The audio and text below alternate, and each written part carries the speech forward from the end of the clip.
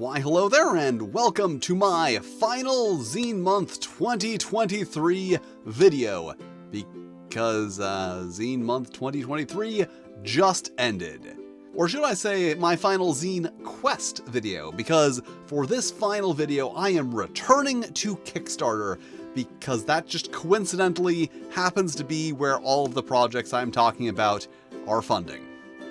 So let's take a look at my top Zine Quest 5 Zine Month 2023 project pick recommendations like I do in these videos. But first, something of an honorable mention, which is these weird dice, which are basically dice, and then each face has little rotating spools in them with different numbers, so each face of the die has its own randomizing mechanism in it. Unfortunately, this is Zine Quest, not Weird Dice Quest. Although if they would like to do a Weird Dice Quest, I would very much be in favor of that. And this is 100% definitely, without question, not a zine, which never should have been given a Zine Quest tag. I know they don't give them out manually, but like, it should have been taken away because there needs to be some kind of rules to prevent absolute chaos.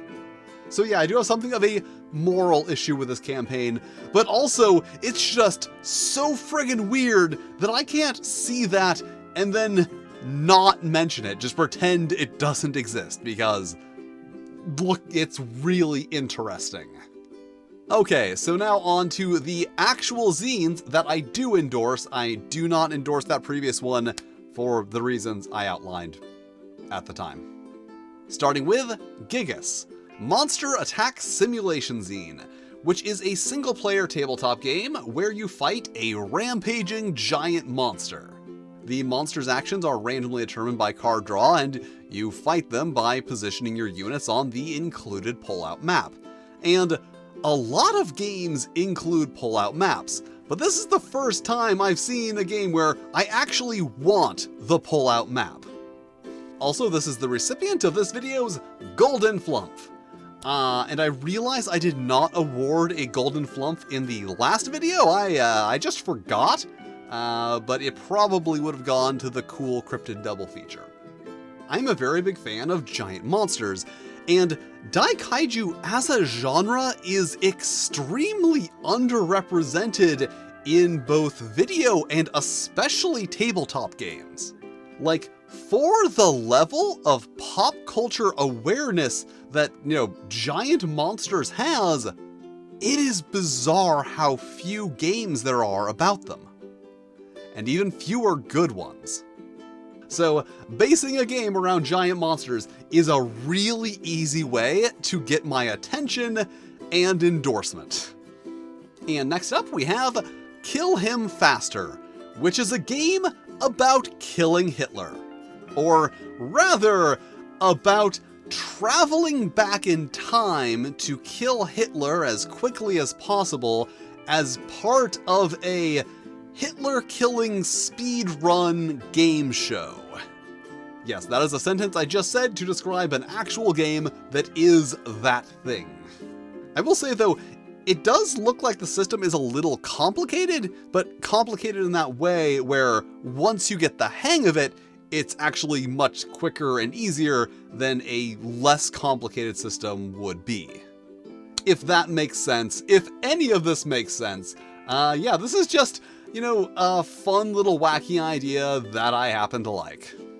And next up, Viva la QueerBar, which is a game, unsurprisingly, about a queer bar, and is also descended from the Queen, which is one of those things that I feel like I probably should know, but do not. But whatever that is, apparently it means that the game is played by drawing cards and then answering questions that are looked up on a table.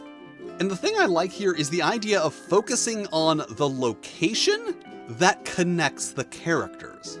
And then through the game really exploring and fleshing out those connections both to the location and to each other.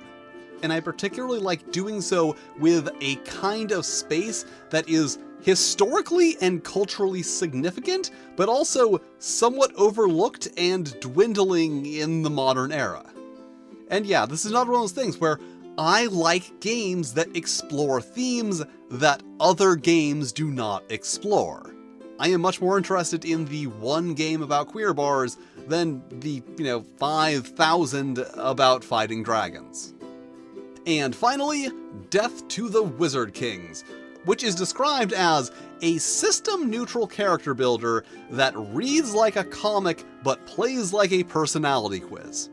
And honestly, I'm not even sure what this product is, but from what I'm seeing here, I really like both the attitude and aesthetics that are on display.